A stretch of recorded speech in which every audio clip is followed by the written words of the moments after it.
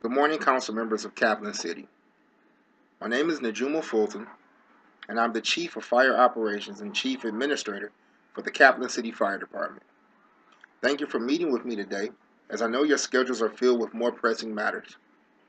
During my short time before you, I would like to bring to your attention the current hazmat situation that affects the citizens of our fair jurisdiction, along with the potential hazards that can occur. The situation I speak of is the storing, offloading, and transporting of ethanol fuel within our residential city limits. Some of the hazards associated with ethanol fuel are as follows. Ethanol fuel is a colorless liquid with a relatively low flash point and high specific gravity that loves to find its way into low-lying groundwaters and ecosystems. Once there, the trapped ethanol starts to break down, and the methane gas that remains, if ignited, could cause adverse effects on the residential community. Ethanol fuel fires cannot be extinguished with water alone, but instead must be smothered with an alcohol-resistant aqueous film-forming foam, or AR-AFFF. Combination ethanol fuel, such as flex fuel, is only part ethanol, and the other concentration is gasoline. This is a danger because once the percentage of gasoline burns off, the pure alcohol left behind burns nearly invisible to the naked eye. Ethanol vapor is also flammable in a wider range of concentrations than gasoline, which means that any remaining vapors will ignite or reignite more quickly. Ethanol vapors cause irritation to the mucous membranes of humans and animals alike. Overexposure to the vapors of ethanol fuel produce such symptoms as eye, nose, and throat irritation.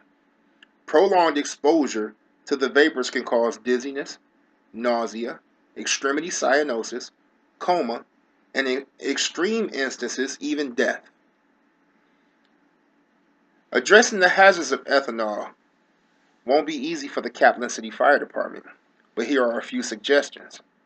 Since the use of AR-AFFF must be utilized to extinguish ethanol fuel fires and explosions, this is the area we at the Kaplan Fire Department must address first. Currently, each of our engines is equipped with 5 to 6 5-gallon buckets of AR-AFFF, which is clearly not enough to address the threats that an explosion or fire involving ethanol fuels can produce. The immediate procurement of additional AR-AFFF that our engines will carry, as well as our stockpile numbers, must be increased to answer this potential hazard. In addition to the increase of AR-AFFF surfactant to our stores, the Kaplan Fire Department must also allocate the use of an AR-AFFF capable apparatus that can handle large quantity ethanol emergencies. Since ethanol is an alcohol, it has the ability to burn at a wider range than that of gasoline. With the threat of a nearly visible alcohol flame that could be present, the Kaplan Fire Department personnel must be properly trained to address the dangers of ethanol fuel and the emergencies associated with it. The use of unmanned ground monitors with AR-AFFF capabilities should be considered to counteract the dangers of a pure alcohol fire. Addressing the unique problems that ethanol fuel vapors have on humans and animals is a daunting task. Since prolonged exposure to ethanol vapors can cause irritation to the eyes, nose, and throat, community education and awareness must be promoted to assist the efforts of training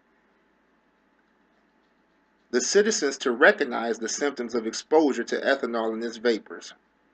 The allocation of a ventilation system used to mechanically remove ethanol vapors from the community could expedite the mitigation efforts of Kaplan City Fire Department personnel. In addition to the ventilation system, an effective evacuation and/or shelter-in-place plan must be developed and implemented. With its high specific gravity and low flash point, ethanol can accumulate in low-level areas such as foundations under buildings or residences. The accumulation of methane gas in these areas can cause ill effects on the citizens of the area, As a precaution, continuous monitoring of the air quality, volatile organic compounds, lower explosive limits, and upper explosive limits must be conducted before, during mitigation exercises, and again after termination of the incident.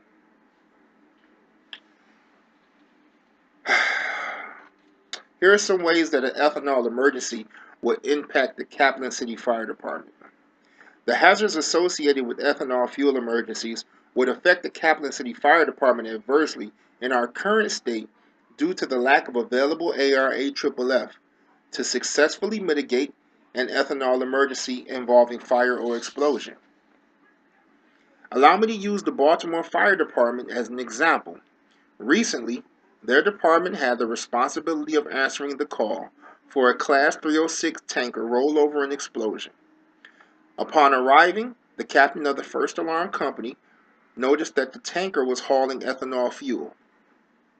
Knowing that his department apparatus were ill-equipped to handle that kind of emergency, he struck an extra alarm for neighboring jurisdictions. Once determined that even the extra alarm companies did not have enough surfactant to battle such a multitude of ethanol, the captain requested the utilization of an airport fire pumper with AR-AFFF capabilities. It was not until the airport fire pumper arrived on the scene were the combined companies able to stabilize the incident.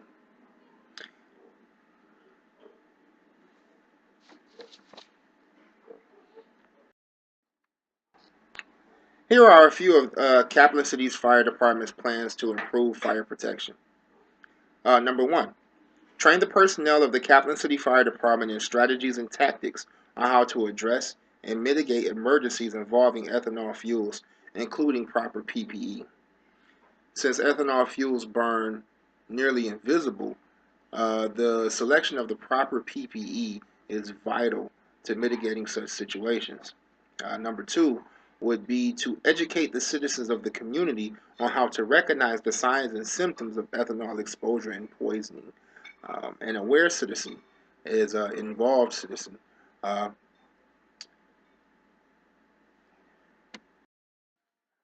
Number three, educate the fire department personnel and citizens of the community on evacuation and shelter in place plans.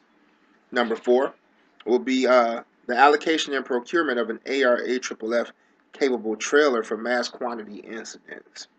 Number five will be the procurement of additional AR-AFFF surfactant throughout the department. And number six is the allocation of mechanical ventilation equipment to assist with the mitigation process. If you have any further questions on these recommendations, please email me or call me back for a secondary meeting, and I can answer any and all questions. Thank you very much.